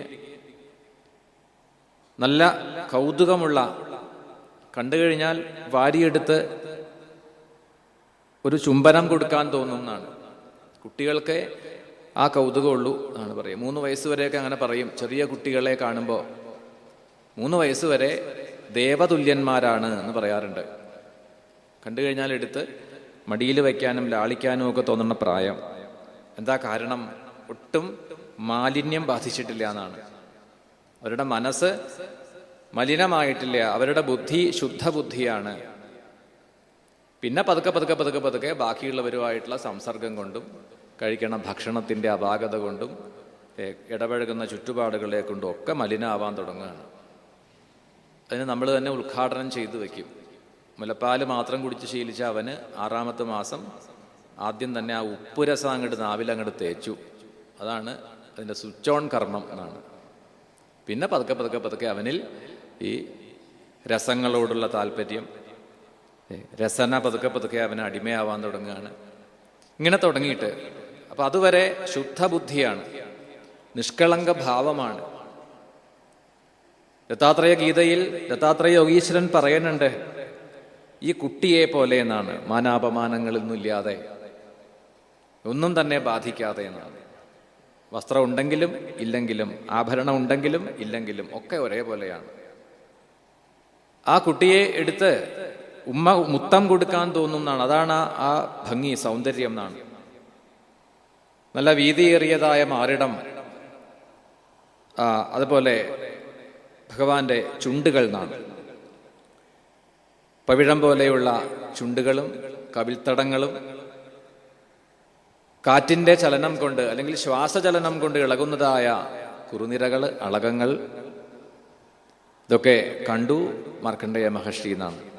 ശ്വാസൈജൽ ബലിസംവിഘ്ന നിമ്നനാഭിതലോദരം, നല്ല ഭംഗിയുള്ള ആലില പോലെ കൃശമായിട്ടുള്ള ഉദരമാണ്. ചെന്താമര പോലെ മൃദുവായിട്ടുള്ള നല്ല ഭംഗിയുള്ള കൈകളും കാലുകളും. അങ്ങനെ തൻ്റെ കാൽപാദത്തിൽ ഒന്നിനെ എടുത്ത് മുഖത്ത് ചേർത്ത് വയ്ക്കാൻ ശ്രമിക്കുന്ന ഭഗവാനെ മാർക്കണ്ഡേയൻ കാണുകയാണ്.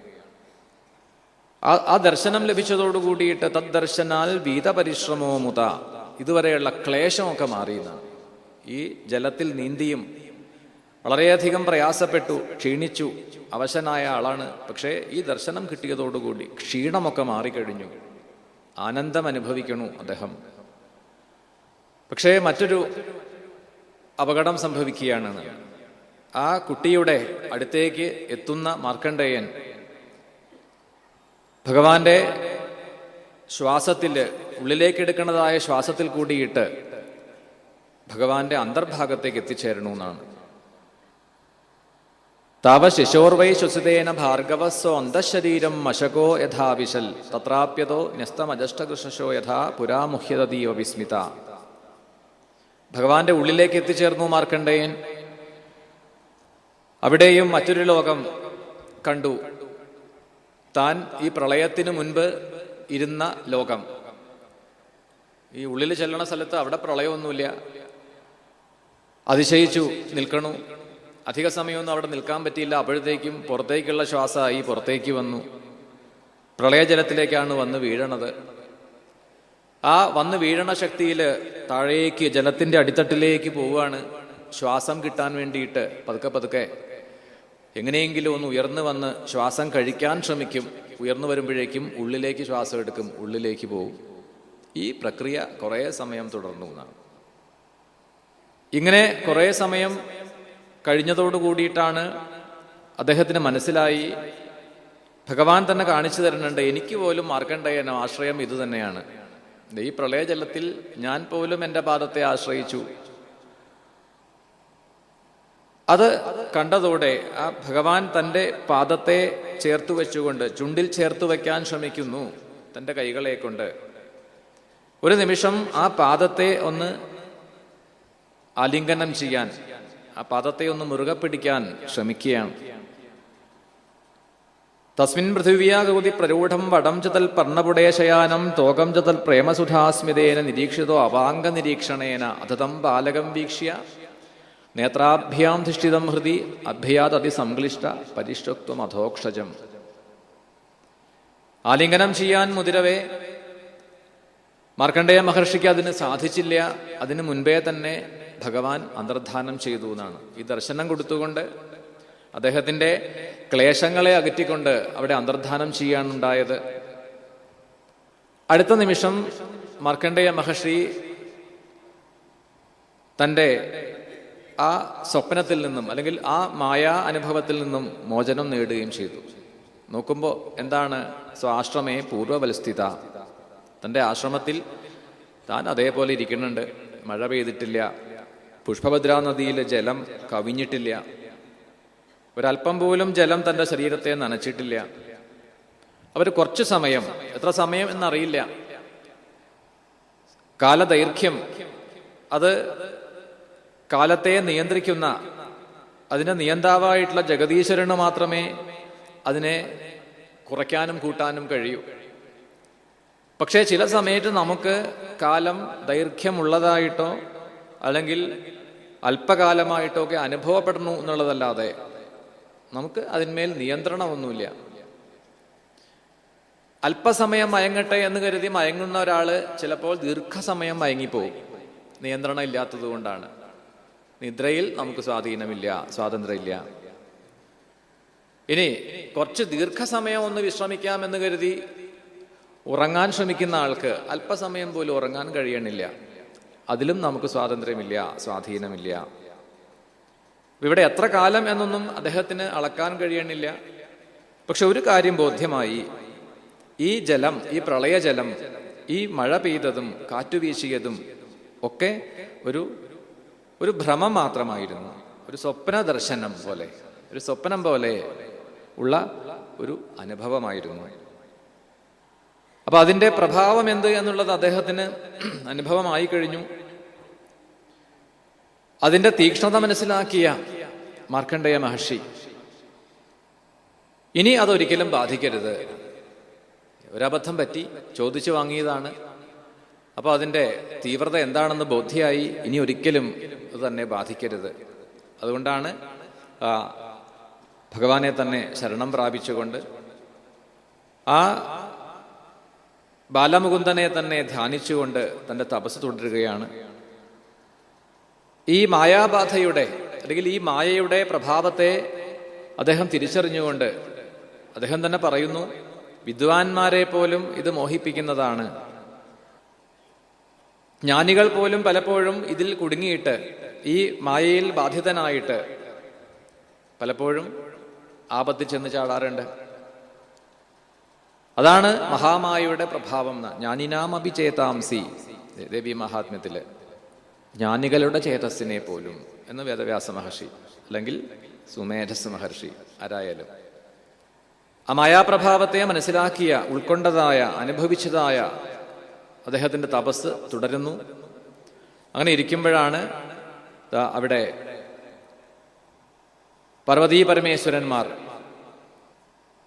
തപസ് തുടരുന്നതായ മായയെ അനുഭവിച്ചുകൊണ്ട് അതിനെയും ജയിച്ച് തപസ് ചെയ്യുന്നതായ മാർക്കണ്ഡേയനെ കാണാൻ വേണ്ടിയിട്ട് പാർവതീ പരമേശ്വരന്മാര് അവർ ഭഗവാൻ ഇവിടെ മാർക്കണ്ഡേയ മഹർഷിയുടെ മുൻപിൽ സന്നിഹിതരാവുകയാണ്.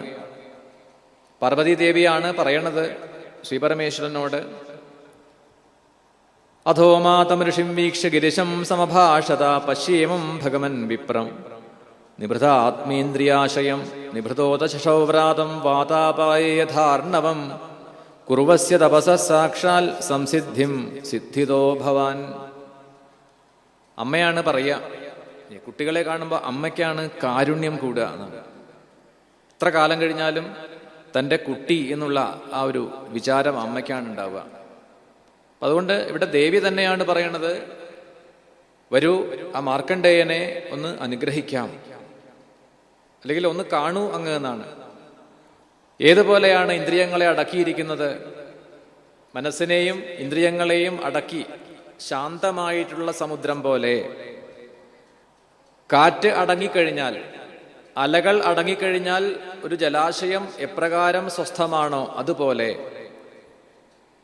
ശാന്തമായിട്ട് ഇരിക്കുന്ന മാർക്കണ്ഡേയനെ കണ്ടാലും, അദ്ദേഹത്തിൻ്റെ തപസ്സിനുള്ള ഫലം നൽകിയാലും, ഭഗവാൻ അറിയാം ഒന്നും ആഗ്രഹിക്കാത്ത ഒരാളാണ്.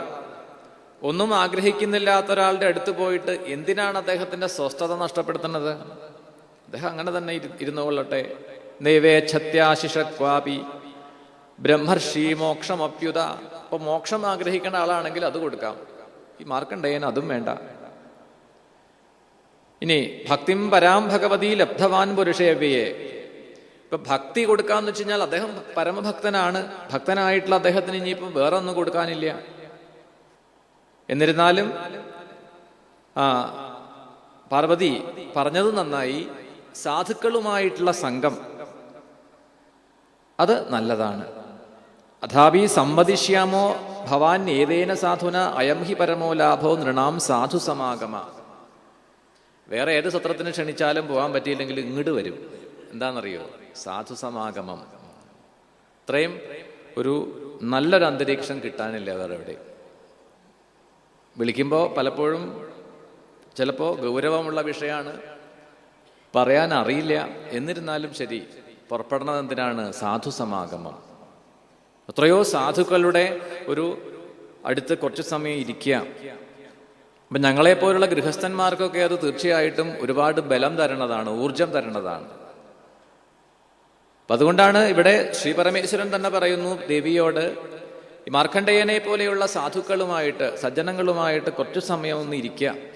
വെറുതെ ആ സാമീപ്യം അത് തന്നെ വളരെ ഗുണം ചെയ്യുന്നതാണ്, സന്തോഷത്തെ പ്രദാനം ചെയ്യുന്നതാണ്, പരമലാഭമാണ്. വരൂ എന്ന് പറഞ്ഞിട്ടാണ് പാർവതീ ദേവിയോട് കൂടിയിട്ട് ഭഗവാൻ മാർക്കണ്ഡേയ മഹർഷിയുടെ മുൻപിലെത്തി. പക്ഷേ അദ്ദേഹം ആദ്യമൊന്നും അത് അറിയണില്ല എന്നാണ്. തൻ്റെ മുൻപിൽ പാർവതീ പരമേശ്വരന്മാർ വന്നതായിട്ടൊന്നും അദ്ദേഹം അറിയണില്ല. അപ്പോൾ പിന്നെ എന്താ വേണ്ടത്? നോക്കിയപ്പോൾ ആ ഹൃദയമാകുന്ന ശ്രീകോവിലിൽ അപ്പോഴും ആ നീലമേഘശ്യാമളവർണ്ണനെ താരാട്ട് പാടിക്കൊണ്ടിരിക്കുകയാണ്. അടുത്ത നിമിഷം ആ പ്രതിഷ്ഠയൊന്ന് മാറ്റിവെച്ചു എന്നാണ്. അവിടെ ഇതുവരെ മാർക്കണ്ഡേയന്റെ ഉള്ളിൽ പ്രകാശിച്ചിരുന്നതായ ആ പീലി തിരുമുടിയും ഗോപിക്കുറിയും അതെല്ലാം ഒന്ന് മാറ്റി ആ രൂപം മറ്റൊന്നാക്കി മാറ്റിക്കൊടുക്കുകയാണ് ഭഗവാൻ ചെയ്യേണ്ടത്. ആദ്യന്തമംഗളമജാത സമാനഭാവം ആര്യം തമീശമജരാമരമാത്മദേവം പഞ്ചാനനം പഞ്ചവിനോദശീലം പ്രബല പഞ്ചവിനോദശീലം സംഭാവയേ മനസി ശങ്കരമംബികേശം കൈലാസപീഠാസനമധ്യസംസ്ഥം ഭക്തൈഃ സനന്ദാദിഭിരക്ഷ്യമാനം ഭക്താർത്തിതാവാനലമപ്രമേയം ധ്യായേതുമാലിംഗിത വിശ്വഭൂഷണം ശംഭും ജഗന്മോഹനരൂപപൂർണം. മിന്നൽ പിണർ പോലെയാണ് ഇപ്പോ കാണണത്. ഇതുവരെ ഉണ്ടായിരുന്ന പീലി കുത്തിയതായ തിരുമുടിയുടെ സ്ഥാനത്ത് മിന്നലിന്റെ പ്രഭാവമുള്ള മഞ്ഞ നിറത്തോടു കൂടിയിട്ടുള്ള ജടയാണ്. നീട്ടിയെഴുതിയതായ താമരക്കണ്ണിന്റെ സ്ഥാനത്ത് 3 നേത്രങ്ങളാണ് കാണുന്നത്. 10 കൈകളും വ്യാഘ്രചർമ്മം ധരിച്ചിരിക്കുന്നു. ഖട്ടുവാങ്കം, ഡമരു, കപാലം ഇവയെല്ലാം ധരിച്ചുകൊണ്ട്, തൃശൂലം ധരിച്ചുകൊണ്ട്, ഓടാക്കുഴലൊന്നും ഇല്ല. അപ്പോ അങ്ങനെ ഉദയസൂര്യനെ പോലെ തേജോമയനായിട്ടിരിക്കുന്ന ഭഗവാനെയും ശക്തിയെയും ദേവിയെയും കാണുകയാണ് തൻ്റെ ഉള്ളിൽ. വ്യാഘ്രചർമാംബരധരം ശൂലഖഡ്വാംഗചർമ്മഭി അക്ഷമാല ഡമരുക കപാല അസിധനുസ്സഹ കിമിതം കുത ഏവേദി. പെട്ടെന്ന് എന്താ തൻ്റെ ഉള്ളിൽ ഈ ഒരു മാറ്റം വരാൻ കാരണം എന്ന് ചിന്തിച്ചുകൊണ്ട് നേത്രേ ഉന്മീല്യ ദൃശേ സഗണം സോമയാഗതം രുദ്രം ത്രിലോകൈക ഗുരും നനാമ ശിരസാമുനി. തൻ്റെ കൺമുൻപില് പാർവതീ പരമേശ്വരന്മാരെ കാണുകയാണ് മാർക്കണ്ഡേയ മഹർഷി. സംഭ്രമിച്ചുകൊണ്ട് വേഗം എഴുന്നേറ്റു, നമസ്കരിച്ചു എന്നാണ്. നമഃശിവായ ശാന്തായ സത്വായ പ്രമൃഡായ ച രജോജുഷേപ്യഘോരായ നമസ്തുഭ്യം തമോജുഷേ. സമാധിയിൽ നിന്നും ഉണർന്ന മാർക്കണ്ഡേയ മഹർഷി സാഷ്ടാംഗം നമസ്കരിച്ച് പൂജിച്ചു. ആനന്ദപൂർണനായിട്ട് ഗുണങ്ങളൊന്നും ബാധിക്കാതെ ഇരിക്കുന്നതായ ആ ശ്രീപരമേശ്വരനെ, കർപ്പൂരം പോലെ ശുഭ്രവർണ്ണത്തോടു കൂടിയിട്ട് ഇരിക്കുന്നതായ ആ ഭഗവാനെ, ദേവിയോട് കൂടിയിട്ട് നിൽക്കുന്നതായ ഭഗവാനെ ഞാൻ നമസ്കരിക്കണു എന്ന് പറഞ്ഞുകൊണ്ട് സ്തുതിക്കുകയും നമസ്കരിക്കുകയും ചെയ്തു. ചോദിച്ചു, ഭഗവാൻ എന്താണ് അങ്ങേക്ക് വരം വേണ്ടത്? പക്ഷേ അവിടെ മാർക്കണ്ഡേയ മഹർഷി വരമൊന്നും സ്വീകരിക്കാൻ കൂട്ടാക്കുന്നില്ല. പറയുന്നു, അല്ലയോ മഹർഷേ, അങ്ങയെപ്പോലെയുള്ള സജ്ജനങ്ങൾ, സാധുജനങ്ങളുമായിട്ടുള്ള സംഘം, അതിലും വലുതായിട്ടൊന്നുമില്ല എന്നാണ്. നിങ്ങൾ സഞ്ചരിക്കുന്ന തീർത്ഥങ്ങളാണ്. ഇപ്പൊ നദികളൊക്കെ, പുണ്യനദികളിൽ പോയി സ്നാനം ചെയ്താൽ നമുക്ക് അത് ശുദ്ധിയെ തരും. പക്ഷേ അങ്ങനെ ഒരു തീർത്ഥാടനം അത് വേണ്ടതുപോലെ ആയിത്തീരണമെങ്കിൽ, തീർത്ഥാടനത്തിന്റെ ഫലം അത് തരണമെങ്കിൽ മനഃശുദ്ധിയോട് കൂടിയിട്ട് വേണമെന്നാണ്. അല്ലെങ്കിൽ അത് തീർത്ഥാടനത്തിന്റെ ഫലമൊന്നും തരില്ല. അതും കാണാം നമുക്ക്. ദേവീഭാഗവതത്തിൽ പറയും, ച്യവന മഹർഷിയും പ്രഹ്ലാദനും തമ്മിലുള്ള സംവാദത്തിൽ കാണാം. എന്താണ് തീർത്ഥാടനത്തിന്റെ മഹത്വം എന്ന് ചോദിക്കുമ്പോൾ ഇവിടെ പറയുന്നുണ്ട്, ഈ പുണ്യ നദികൾ, ഗംഗ പോലെയുള്ള, ഗംഗ യമുന പോലുള്ള നദികളിലും നദീതീരങ്ങളിലും അവിടെയുള്ള മറ്റ് പുണ്യക്ഷേത്രങ്ങളിലൊക്കെ ദർശനം ചെയ്യുക, ദാനം ചെയ്യുക, തർപ്പണം ചെയ്യുക, സ്നാനം ചെയ്യുക, ഇതൊക്കെ തീർത്ഥാടനത്തിന്റെ ഭാഗമാണ്.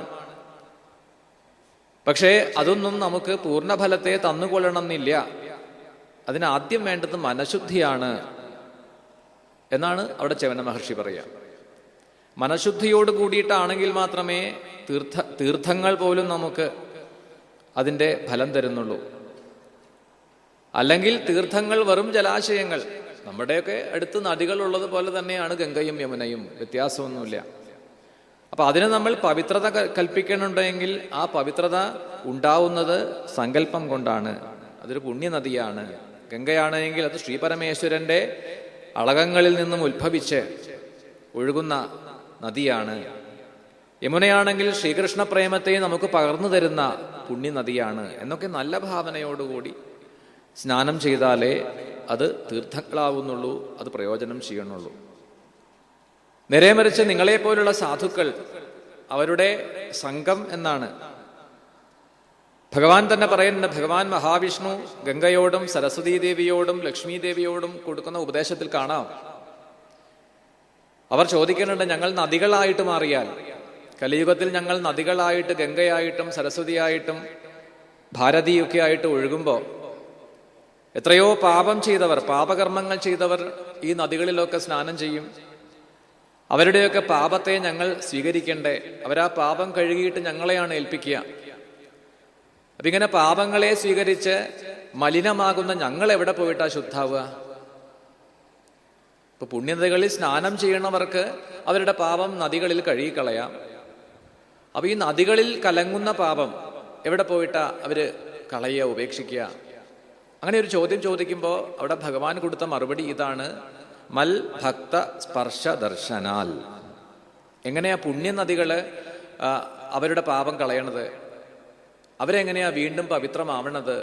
മൽ ഭക്ത സ്പർശ ദർശനാൽ. എൻ്റെ ഭക്തന്മാരോട് കൂടിയിട്ടുള്ള സ്പർശം നിങ്ങൾക്കുണ്ടായാൽ നിങ്ങൾ ശുദ്ധമായിക്കൊള്ളുന്നു.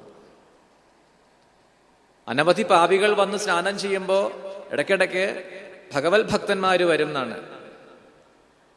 അവര് വന്ന് നിങ്ങളെ ചിലപ്പോൾ ഒന്ന് സ്പർശിച്ചു എന്ന് വരാം, ചിലപ്പോൾ ആ നദിയുടെ തീരത്തിൽ കൂടിയിട്ട് അങ്ങോട്ട് പോയി എന്ന് വരും. അവർ ചിലപ്പോൾ സ്നാനം ഒന്നും ചെയ്തു എന്ന് വരില്ല. എന്നാലും ആ ഭക്തന്മാരെ നിങ്ങൾ കാണുകയോ അവരുടെ സ്പർശനം ഏറ്റുവാങ്ങാനോ ഭാഗ്യമുണ്ടായാൽ നിങ്ങളുടെ പാപം പൊയ്ക്കോളും എന്നാണ്. എത്രയോ കോടിക്കണക്കിന് മനുഷ്യരുടെ പാപം നിങ്ങളിൽ ഉണ്ടെങ്കിലും അതൊക്കെ കളയാൻ ഒരു ഭക്തന്റെ സ്പർശനം മതി, അല്ലെങ്കിൽ ദർശനം മതി, അവരുടെ സാമീപ്യം തന്നെ മതി എന്നാണ്. അതാണ് ഭക്തന്റെ മാഹാത്മ്യം, സജ്ജനങ്ങളുടെ മാഹാത്മ്യം. എത്ര വലിയ മഹാപാപം ചെയ്തവർക്കും ഒരു സജ്ജനത്തിന്റെ സാമീപ്യം കൊണ്ട്, ആ കടാക്ഷം കൊണ്ടോ ആ ഒരു അനുഗ്രഹം കൊണ്ടോ പാപങ്ങളെ കഴുകിക്കളയാൻ പറ്റും, ശുദ്ധി നേടാൻ പറ്റും. എന്നിരിക്കെ അങ്ങയെപ്പോലുള്ള മഹാത്മാക്കളെ കാണാൻ കഴിയേണ്ടത് അവരുടെ സാമീപ്യം, അത് ഞാൻ ആഗ്രഹിക്കണു. അതുകൊണ്ടാണ് ഞാൻ അങ്ങയുടെ അടുത്ത് എത്തിയത് എന്നാണ് ഇവിടെ ശ്രീപരമേശ്വരൻ പറയണത്. നഹ്യമ്മയാനി തീർത്ഥാനി ദേവാ ചേതനോജ്ജിത തേ പുനന്തുരുകാലേന യൂയം ദർശനമാ മാത്രത.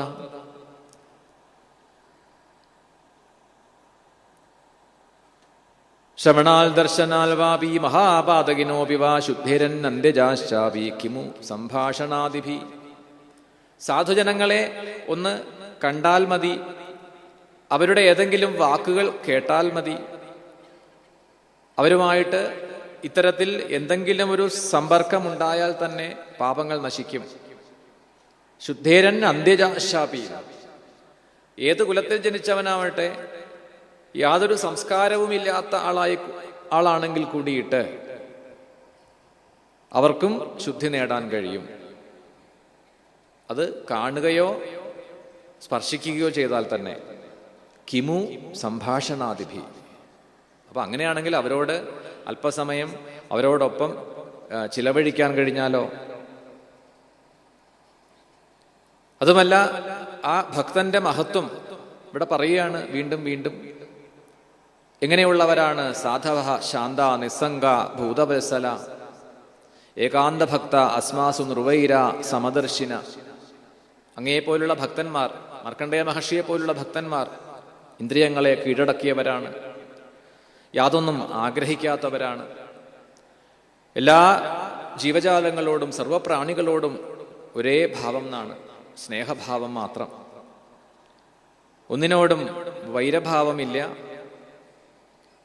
അത്തരത്തിലുള്ള സജ്ജനങ്ങളെ ഞങ്ങൾ ബ്രഹ്മാദികൾ പോലും ത്രിമൂർത്തികൾ പോലും വന്ദിക്കുകയും പൂജിക്കുകയും ചെയ്യും. സലോകാ ലോകപാലാംസ്തൻ ബന്ധന്തി അർച്ചന്ത്യുപാസതേ അഹം ച ഭഗവാൻ ബ്രഹ്മ സ്വയം ച ഹരിരീശ്വര എന്നെല്ലാം പറഞ്ഞുകൊണ്ടാണ് ഇവിടെ ഭഗവാൻ ശ്രീപരമേശ്വരൻ മാർക്കണ്ഡേയ മഹർഷിയോട് ചോദിക്കുന്നത്, എന്താണ് അങ്ങക്ക് വരം വേണ്ടത്? എന്തെങ്കിലും ഒന്ന് ചോദിക്കൂ. പക്ഷേ മാർക്കണ്ഡേയ മഹർഷി അപ്പോഴും വരമൊന്നും ചോദിക്കുന്നില്ല. ഭഗവാനെ അങ്ങയുടെ ദർശനം തന്നെ, അവിടുത്തെ ദർശനം തന്നെ. യദ്ദർശനാൽ പൂർണ്ണകാമ സത്യകാമ പുമാൻ ഭവേൽ കം വൃണേനു വരം ഭൂമൻ വരം ത്വൽവരദർശനാൽ. ഭഗവത് ദർശനം തന്നെ ഒരു വലിയ ഭാഗ്യമാണ്, പുണ്യമാണ്. അതുകൊണ്ട് തന്നെ ഞാൻ കൃതാർത്ഥനുമാണ്. പിന്നെ ഇപ്പം എന്തിനാ പ്രത്യേകിച്ചൊരു വരം? അവിടുത്തെ ദർശനം കിട്ടിയല്ലോ, വേറെ ഒന്നും ഞാൻ ആഗ്രഹിക്കണില്ല, ഒരു വരവും വേണമെന്നില്ല. ഇനിയിപ്പോ ഒരുപക്ഷെ ചോദിക്കാത്തത് ഇതുകൊണ്ടാവും. എന്താ അത്? മുമ്പ് ഇതേപോലെ വരം ചോദിച്ചിട്ട് ആകെ വിഷമിച്ചു അല്ലേ? കുറച്ച് സമയമാണെങ്കിലും ആ അനുഭവിച്ചത് മറക്കാൻ പറ്റണില്ല. അത്രയ്ക്ക് തീവ്രമായിട്ടുള്ളൊരു അനുഭവം, അത്രയ്ക്ക് കയ്പേറിയൊരു അനുഭവം. മാർക്കണ്ഡേയ മഹർഷി പറയണു, മായാനുഭവം അതികഠിനമാണ്, കയ്പേറിയതാണ്. എന്നാൽ നമുക്കെന്താ അത് അങ്ങനെ അനുഭവിക്കാൻ അങ്ങനെ തോന്നാത്തത്? നമുക്കത് മായയിൽ കിടന്ന് എന്തായി ഒരു ശീലമായിട്ട് മാറിയെന്നാണ്. അപ്പൊ പിന്നെ മായ നമ്മളെ അധികം ഒന്നും ക്ലേശിപ്പിക്കുന്നതായിട്ട് തോന്നില്ല എന്നാണ്.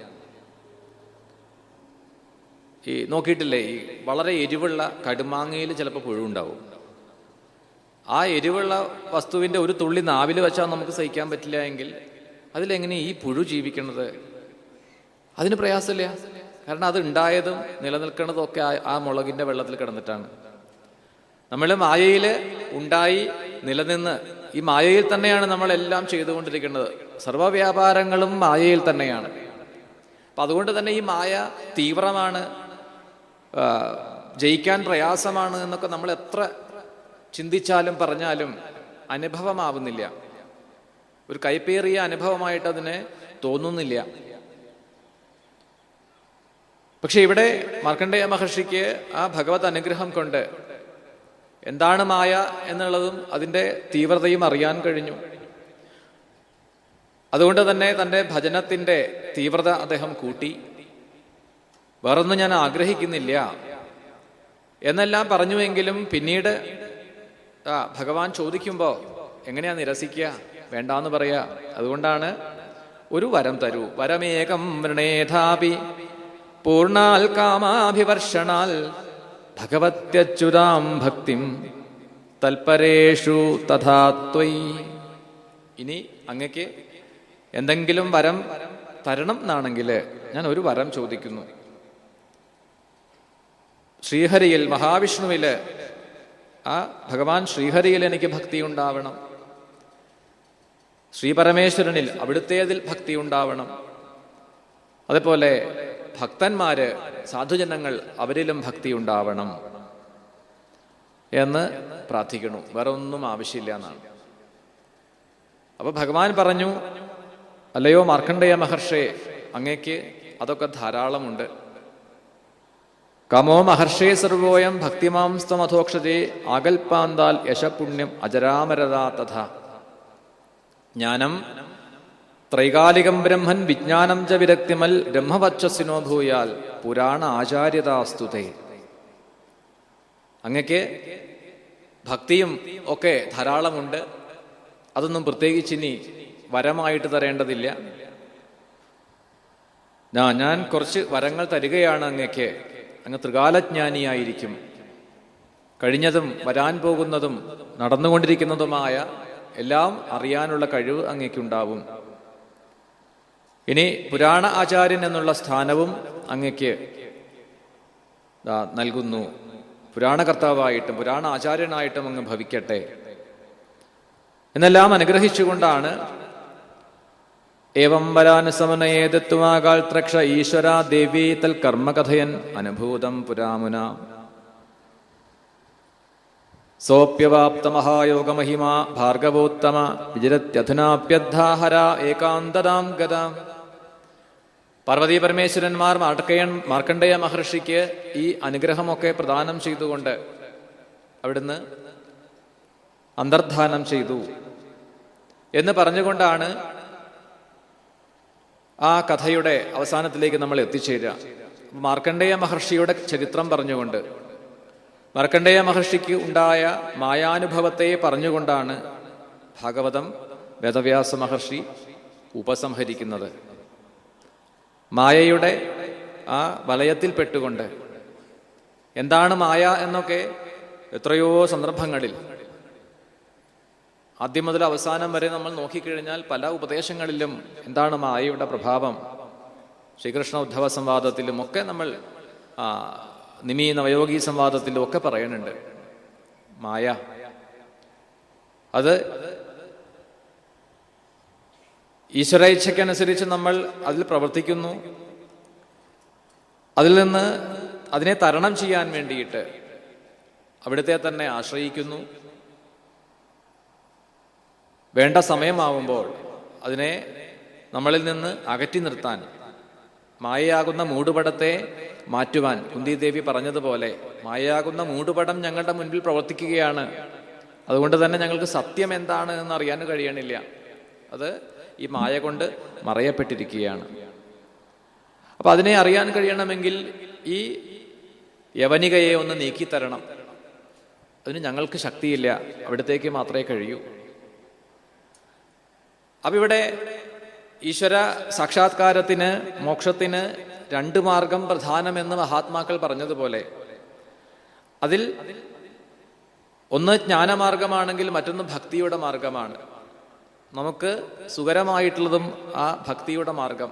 എന്ത്? എനിക്ക് കഴിവൊന്നുമില്ല, ഞാൻ ആശ്രയിക്കുന്നു, ഞാൻ ശരണാഗതി ചെയ്യുന്നു, എനിക്ക് ദർശനം തന്നാലും, എൻ്റെ മുൻപിലുള്ള തടസ്സങ്ങളെ നീക്കി എനിക്ക് ദർശനം തന്നാലും, അനുഗ്രഹിച്ചാലും, മുക്തിയെ പ്രദാനം ചെയ്താലും, ഈ ഒരു ഭാവം അത് ഭക്തിയുടെ മാർഗമാണ്.